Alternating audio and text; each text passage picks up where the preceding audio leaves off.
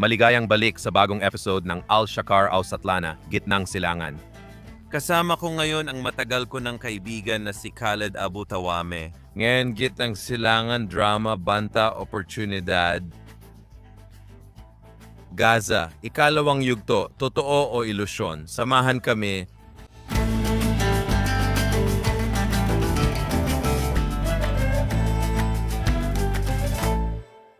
Khaled, narito na tayo sa ikalawang yugto.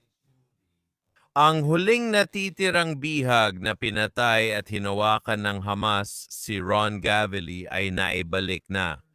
At walang natitirang mga biktima ng pagdukot, buhay man o patay sa Gaza. At ngayon magsisimula na ang tunay na pagsubok Dahil may ilang mga palagay na matagal na nating pinag-uusapan na tila malayo sa realidad. Ang pagbubukas ng Rafah sa magkabilang panig. Ito lang ang tawiran na walang direktang access ng Israel papasok man o palabas.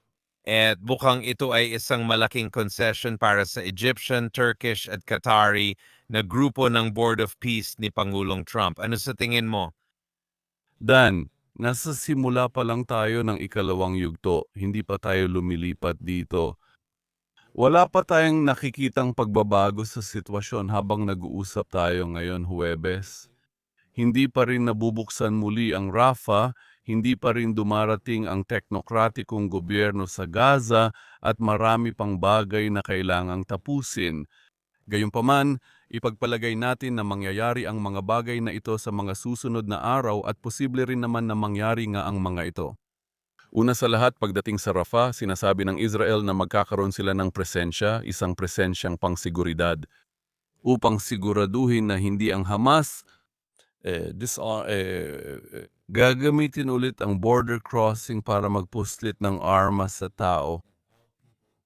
Napakahalaga nito, napaka-importante, kaya ang issue ng Rafah ay ang border crossing, isang malaking problema at ipapaliwanag ko kung bakit. Dahil kahit na may presensya ang Israel doon, huwag kalimutan na ang autoridad ng Palestina ay magkakaroon din ng presensya. Ganun din ang Hamas. May presensya ang Hamas ng didirekta. Tanong, magkakaroon din ba ng presensya ang Qatar at Turkey? Noon, nagkaroon tayo ng mga Egyptian at iba pa sa hangganan, kabilang ang Palestinian Authority, at hindi nito napigilan ang Hamas na gamitin ang border crossing para magpasok ng mga armas. Kaya, alam mo, kailangan nating makita kung anong uri ng mekanismo ang gagana doon at kung magiging epektibo ito at kung mapipigilan nito ang Hamas na muling mag-armas, muling magtipon. Sa ngayon, sa totoo lang, kung titingnan mo ang situation sa lugar, lahat ng palatandaan at nakakausap ko ang maraming tao sa Gaza ay nagpapakita na ang Hamas ay muling nag-aarmas, muling nagtitipon. And alam mo, patuloy pa rin itong kinokontrol ang marami sa institusyon sa Gaza, hindi lang sa institusyong pangsiguridad, pati sa sibilyang institusyon ako tumutukoy. Kaya hinihintay naming makita paano nila ito isasagawa. Ano ang papel ng teknokratikong pamahalaan ng Palestina? Sabi nila, naroon kami para sa muling pagtatayo ng Gaza at pamamahala sa araw-araw ng mga Palestino. Pero paano ang usaping seguridad? Paano kikilos ang komite sa Gaza kung Hamas ang de facto na namumuno at may control sa seguridad? Kailangan umasa ang komiteng ito sa Hamas para sa pagpapatupad ng batas at kaayusan doon.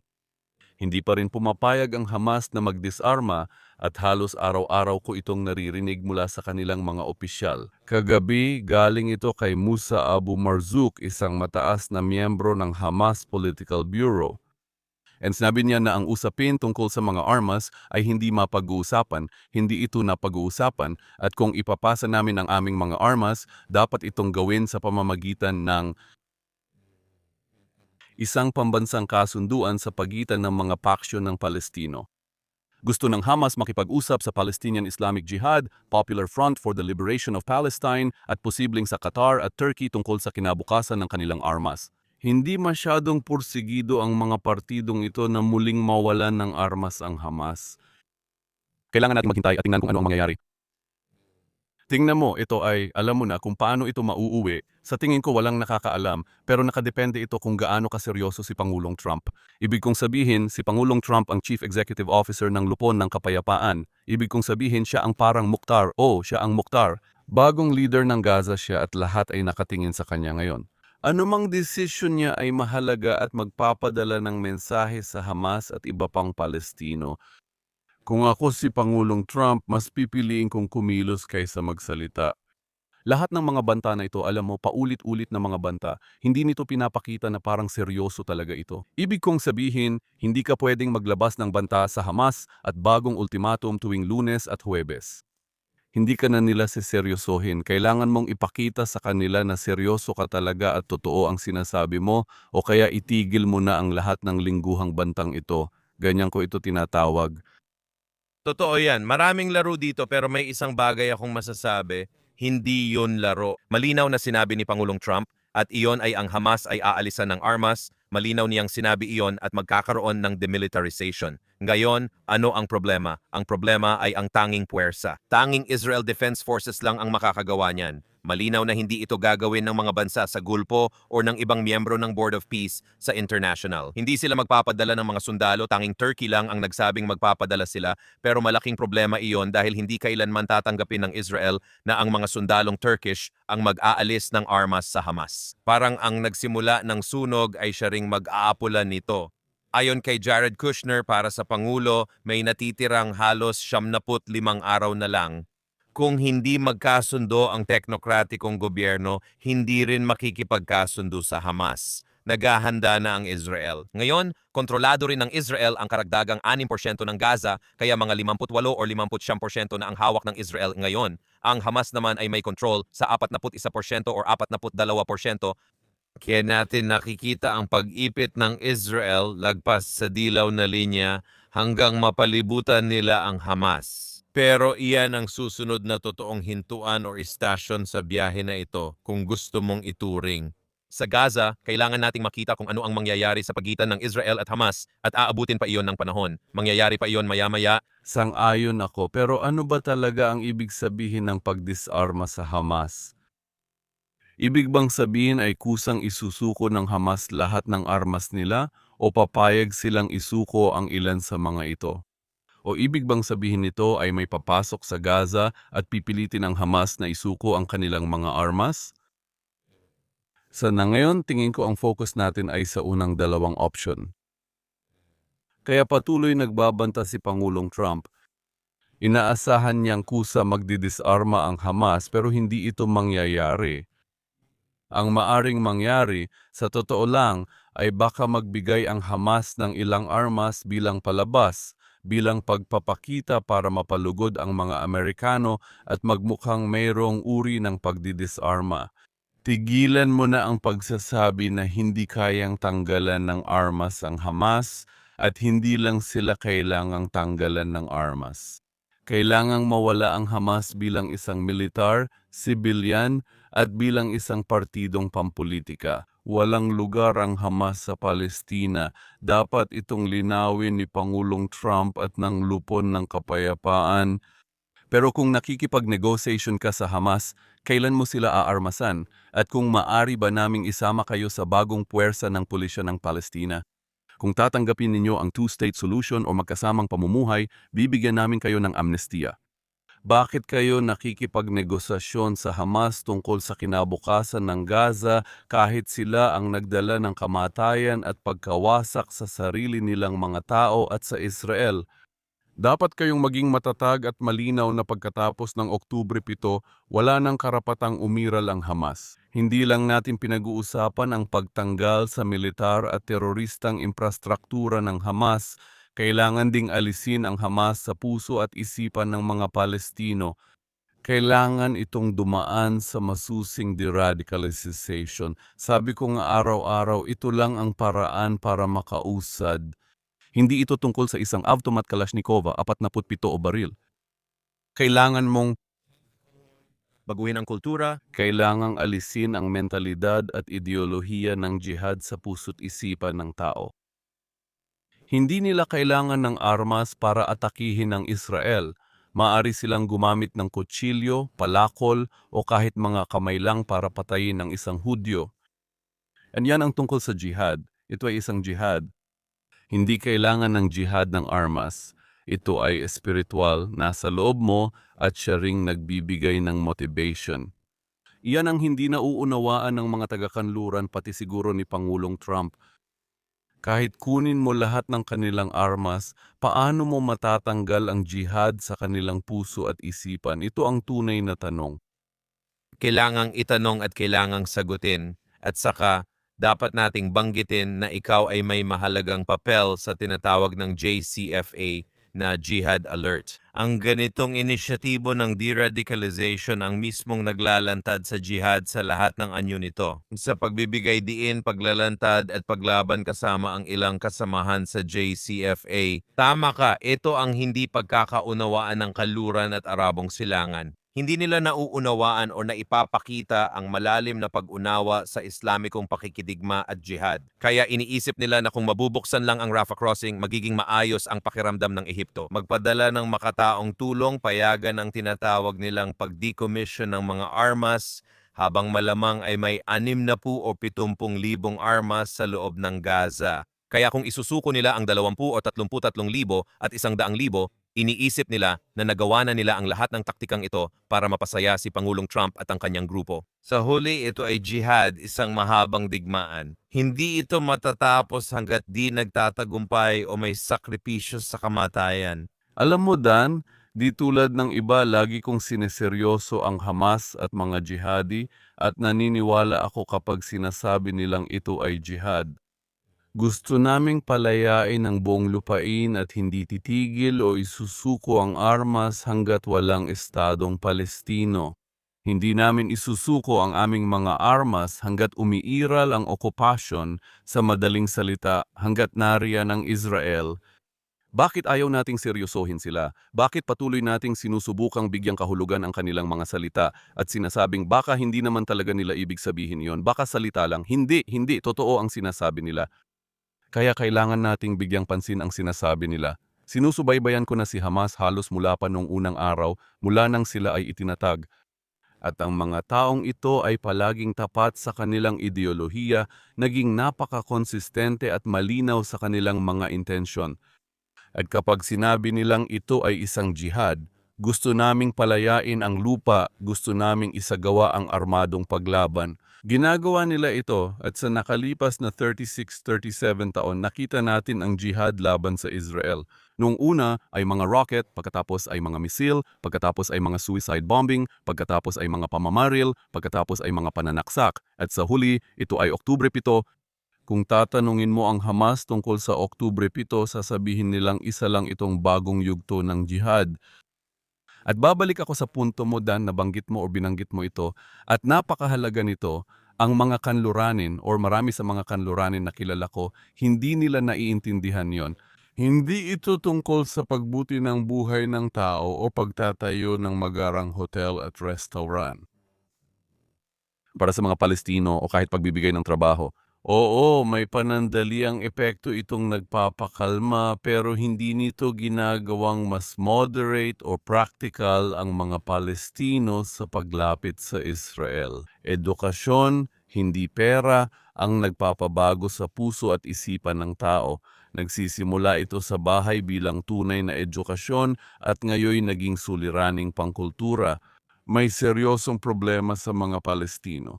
Naniniwala ako na may 1 o 2 henerasyon na lumaking niluluwalhati ang suicide bomber, jihad at kamatayan sa Israel at Amerika. At ito ang mga paniniwala at ideya na kailangang alisin sa puso at isipan ng mga tao. Maaring abutin pa ng 1 o 2 henerasyon bago magawa ito pero hindi pa tayo nagsisimula. At nangangailangan ito ng matatapang na leader, tanging matatapang na leader ng Palestino na kayang tumayo at magsabing tama na.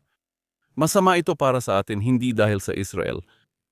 Dapat nating itigil ang paglalason sa isip at puso ng kabataan. Masama ito sa amin mga Palestino pati sa Israel. Kung hindi, Magkakaroon lang ng bagong henerasyon ng jihadi kahit ibuhos mo lahat ng pera sa Gaza. Walang magbabago. Tama ka dyan, Khaled. At dito ako napapaisip, gusto kong itanong, hanggang saan ba ang sinasabi mo ay pangarap lang o makatotohanan? Sino ang leader ng mga Palestino? Wala pa tayong nakitang ganun kahit sino, masasabi kong iisa lang. Si Hani al-Hassan, isa sa mga nagtatag ng Fatah at nasangkot sa terorismo sa huling bahagi ng buhay niya. Nakilala ko siya at nag-usap kami sa Jerusalem. Sabi niya, alam mo, lubos nang nagbago pananaw ko. Mula sa armadong paglaban hanggang usaping ekonomiya at kapwa-interes, tinatawag nila itong ekonomiya. Hindi niya ginamit ang salitang paglaban pero tinawag niya itong ikaw interes sa ekonomiya. Diyan niya sinabi at ang ibig sabihin nun ay para buuin ang kinabukasan ng kabataang generation at education. Sabi niya, naging seryoso si Kani sa huling bahagi ng buhay niya, mga edad 81 or 82. At nagtataka ako, meron ka bang kilala na talagang may ganun din? Sa palagay ko, kanluranin ang pananaw sa pamunuan at mamamayan ng Palestino sa Judea at Samaria, West Bank or Gaza. Makatotohanan ba ito? May nakikita akong ilang tao na ganon dan sa Ramallah at sa Gaza. Naintindihan ko kung bakit natatakot magsalita ang mga taong ito. Ibig kong sabihin kung nakatira ka sa ilalim ng Palestinian Authority o Hamas, magdadalawang isip kang magsalita. May takot ding harapin ang backlash mula sa mga Palestino o Arab Street lalo na sa social media.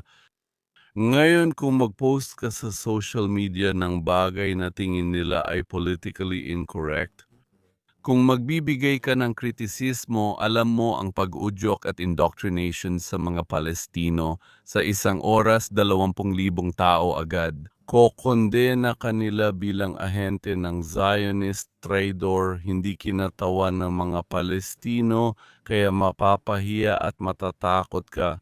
At yan ang kinatatakutan ng maraming tao, pero may mga mabubuting tao, ang ilan sa kanila ay nasa Amerika, ang ilan ay nasa Europa. Sana bumalik sila at gumanap ng isang positibong papel. Pero sa ngayon wala akong nakikitang alternatibo sa Hamas at sa autoridad ng Palestina. Nasa gitna tayo ng dalawang kapangyarihan. Masama ang Hamas pero sino nagsabing mas okay ang autoridad ng Palestina? Pareho silang masama sa iba't ibang paraan at kaya kailangan talagang mag-alsa ang mga Palestino laban sa masamang pamumuno. Matagal ko nang sinasabi, Dan, na isa sa pinakamalalaking trahedya ng mga Palestino ay ang palaging masama, palpak at tiwaling pamumuno na hindi nagbibigay ng pag-asa at nagkakait ng tulong mula sa ibang bansa. Pamumunong nagdadala sa kanila mula sa kuna papunta sa iba pa at ginagawang radikal araw-araw upang iwasan ang katiwalian at iba pang problema sa bansa. At ito ay isang napakabigat na problema. Ang kailangan ng mga Palestino ay isang Palestinian Spring at sinabi ko na ito noon pang maraming taon na ang nakalipas pero ayaw natin. Gaya ng Arab Spring. O sige, maayos namang nagsimula iyon pero agad nakuha ng Muslim Brotherhood. Kailangan ng mga Palestino ng bagong pamahalaan. Kailangan nilang magsimula ng proseso ng pagninilay-nilay, kailangan nilang lumayo sa lahat ng mga negatibo, radikal at ekstremistang pananaw na ito. Kailangan nilang tingnan ang mundo at makita na nagbabago na ang mga bagay-bagay. Ang ibig kong sabihin, itong pananaw ng pagiging biktima, kailangan na nating alisin ito. Alam mo yon, tama na. Kailangan mong tanggapin ang responsibilidad at sabihing narito ka para magbago. Nais kong simulan ang pagbabago sa puso at isipan ng tao. Maaari nating pag-usapan ang ekonomiya pero kailangan munang magbago ng malaki sa Gaza at West Bank kung hindi uusad. Narinig lang natin ngayon mula sa Palestinian Media Watch kay Amar. Naglabas si Marcos ng ulat na inaaral ng State Department. Alam mo, pinapatawan ng parusa ang Palestinian Authority dahil sa patuloy na pagbabayad para sa pagpatay, patuloy na binabayaran ang mga kabataang lalaki at babae para pumatay ng mga Israeli. Mapapaisip ka talaga kahit itanggi ni Mahmoud Abbas at sabihing hindi nila ginagawa yon. Napansin ko rin kaninang umaga sa Israeli media na parang musical chairs lang ito. Dati itong budget ng Palestinian Authority pero ngayon nasa Palestine Liberation Organization na ito. Binabayaran lang ito sa ibang sistema, walang tunay na pagbabago. Tingnan mo, si Mahmoud Abbas ay naglalakad sa alambre. Sa isang banda, kung kanselahin niya ito, haharap siya sa matinding reaction mula sa publiko ng mga Palestino. Sasabihin nila, nasa ng pera, bigyan mo kami, korap ka, ninakaw mo ang pera, o sumuko ka sa amin at sa pressure ng Israel. Ngayon, kung hindi niya gagawin ito, pa-pressure siya ng mga Amerikano, Israel at iba pa. Nasa napakahirap siyang sitwasyon. Hindi ko alam ang mangyayari sa isyong ito. Hindi rin maganda ang kalagayan sa ilalim ng autoridad ng Palestina. Habang sinasabi ng administration ni Trump na may reforma, mas dumarami ang kwento ng corruption, nepotismo at pandarambong. At ang mga kwentong ito ay lumalabas, alam mo, nitong mga nakaraang linggo at buwan. Hindi ko alam kung bahagi ito ng isang planadong kampanya o kung anuman, pero may mali talaga doon. Hindi pa natin napag-uusapan ang kalagayang pampolitika at isyu ng paghalili. Ano ang mangyayari kapag nawala si Abbas? Abu Mazen? Si Hussein Sheikh ba ang papalit? Ibig kong sabihin, nakikita mo naman sa likod ng mga pangyayari na mayroong labanan sa kapangyarihan sa pagitan ng mga matataas na opisyal ng Fatah. Maraming hindi natuwa sa pagtalaga ni Abbas kay Hussein Sheikh bilang pangalawang pangulo. Kaya't maging mapagmatsyag tayo at tingnan natin kung ano ang mangyayari doon.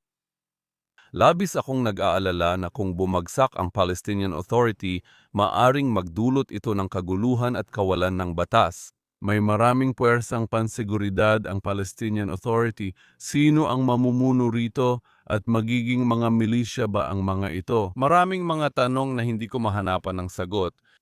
Hindi nito magandang senyales para sa ikalawang yugto dahil ang planong Trump ay nakabatay sa pagpasok ng Palestinian Authority na inaasahang kukumbinsi sa Hamas, ngunit alam nating hindi iyon mangyayari at kailangang suriin ng Hamas ang bawat miyembro ng Palestinian Authority na papasok.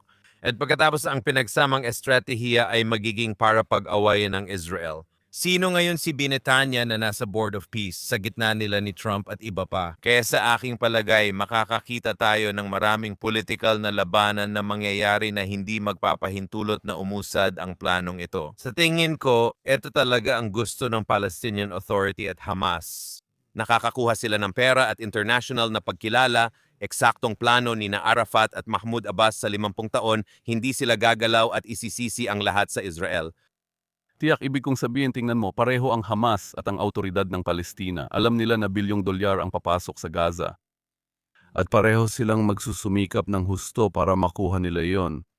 Pumayag ang Hamas sa teknokratikong gobyerno sa Gaza, ngunit mananatili ang kanilang shadow government.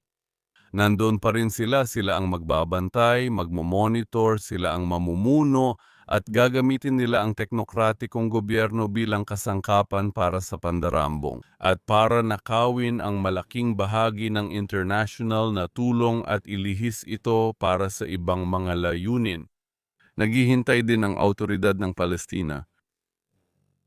Alam nilang may malaking perang papasok kaya gusto ng autoridad ng Palestina na makisali. Alam nilang may malaking cake doon at gusto nilang makakuha ng parte, naririnig nila ang mga plano ni na Kushner at iba pa na muling itayo ang Gaza at Riviera pero di ko alam kung ano pa. And nakikita nila ang pera, hindi nila nakikita ang interest ng kanilang mga tao, pera ang nakikita nila, dolyar ang nakikita nila at para sa kanila ito ang pinakamahalaga. Kaya naman maaaring magdulot ito ng panibagong tunggalian sa pagitan ng Hamas at ng Fatah o ng autoridad ng mga Palestino. Posibleng humantong ito sa panibagong digmaang sibil tulad ng nangyari sa nakalipas na 18 taon sa pagitan ng dalawang partido. Magbantay tayo at alamin ang susunod na mangyayari. Alam mo, parang napanood na natin ang pelikulang ito dati. Nakita na natin ang mga Saudi sa mga nakaraang taon na nagtangkang tumulong. Nagkasundo ang Hamas at Fatah. Nakita natin ang digmaang sibil noong panahon ng Oslo sa pagitan ng Fatah at Hamas. Kasabay nito, mahusay na pinagkaisa ni Arafat ang dalawa laban sa mga Israeli at itinanggi ang pananagutan sa ilan sa mga pag-atake ng terorismo. Nakikita ko ang ganitong uri ng plano na nangyayari sa Gaza. Kapag kasama mo ang mga taga-Qatar at Turko, wala kang kanluranin o Europeo pero may iba pang bansa bilang saksi. At bigla na lang maaari itong maging isang malaking madugong kaguluhan. Oo, kaya nga sinabi ko nitong linggo na ang Gaza Strip ay hindi kumpanya ng real estate na maaring patakbuhin ng isang chief administrative officer, isang board ng mga executive, or isang komite ng mga teknokrata at mga political figure. Hindi ganun ang sistema, kailangan manggaling sa ibaba pataas ang pagbabago. Hindi pwedeng basta ilagay ang mga international na kalahok sa Gaza at sabihing ayusin ito, hindi ganun kadali ang proseso. Mas gusto ko sanang makita ang mga Palestino na mag-alsa laban sa Hamas. Gusto kong makita na pinalayas ng mga Palestino ang Hamas. Hindi nangyayari iyon dahil tulad ng nabanggit mo sa programang ito, walang tiwala ang mga tao sa namumuno o may autoridad sa lugar. O? May kakulangan? May kakulangan at hindi nila ramdam ang seryosong aksyon ng pandaigdigang komunidad laban sa Hamas. Nakikita nilang kausap ng pandaigdigang komunidad ang Hamas tungkol sa kinabukasan ng Gaza. Kaya ang mga tao ay maingat magsalita, kumilos at nag-aantay. Makikita mo lang na lalaban ang mga tao laban sa Hamas kapag alam nilang may matibay na kagustuhan at plano na wasakin at alisin ang Hamas. Hindi pa yun nangyayari ngayon. Sa tingin ko, dapat talagang ipalaganap at ibahagi ang usapang ito sa mga gumagawa ng desisyon. Kasabay nito, gumawa si Jared Kushner, isang magaling at may kakayahang kabataang lalaki ng 3D na representation ng tinatawag niyang Bagong Gaza na dapat magmukhang multibilyong dolyar na lungsod ng hinaharap. May hindi pagkakatugma rito dahil ang seryosong pagbabago sa lipunan ay posibleng magmula lang sa ibaba pataas. Kailangan mo ng 2 milyong taga-Gaza na susuporta sa Bagong Gaza na para sa kanila ay malaking banggaan ng kultura. Naalala ko Dan ang mga usapan matapos umurong ang Israel sa Gaza noong 2005. Kung matatandaan mo, marami talagang usapan noon ng Israeli, Palestino at iba pang kalahok. Gawin nating Singapore ng gitnang silangan ang Gaza, iimbitahan ang mga bansa sa Gulpo para magpatayo ng bahay at gawing parang Hong Kong na maunlad ang mga dalampasigan. At kung ano ang nangyari sa Gaza, alam naman nating lahat kung ano ang nangyari doon. Kaya tama ang sinabi mo, kailangan talagang sumang-ayon ang mga Palestino. At kung gusto mong mangyari yon, kailangan mong alisin ang lahat ng mga ekstremistang elemento, lahat ng mga grupong terorista na kumikilos sa Gaza. Hindi lang Hamas ang pinag-uusapan, may 5 hanggang 7 pang grupong kumikilos doon. Matatagalan bago mo simulan ang usapan tungkol sa mga engranding proyektong ito. Kailangan mong alisin, kailangan mong linisin ang lugar, kailangan mong tiyakin na walang mga terorista doon. Hindi papasok ang mga mamumuhunan sa Gaza. Kapag nakita nilang may mga nakamaskarang nagpapaputok sa kalsada at ikaw, walang tunay na gobyerno roon. Kapag nakita nilang jihadi ang namumuno, iba ang takbo ng mga bagay.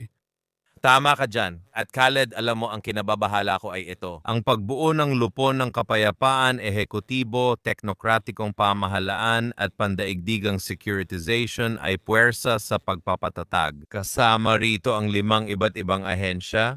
Parang isang Amerikanong pampublikong kumpanya ng real estate na nakasuot ng diplomatiko. At ang problema ay nagtataas ito ng mga inaasahan. Ngayon, inaasahan ng mundo na magbunga na ang bagong estruktura ng Gaza kahit nasa parehong jihadistikong Gaza pa rin tayo. Pero mas mataas na ang mga inaasahan ngayon. At sa biyahuli, nagiging hadlang ito sa realidad na kinakaharap ng Israel pagdating sa seguridad at sa pangangailangan nitong ipagtanggol ang sarili nito. Dahil pagkatapos, ang Israel ang kinikilalang hadlang sa kapayapaan bilang ang hindi lang hadlang sa kapayapaan ang gusto kong sabihin. Bakit?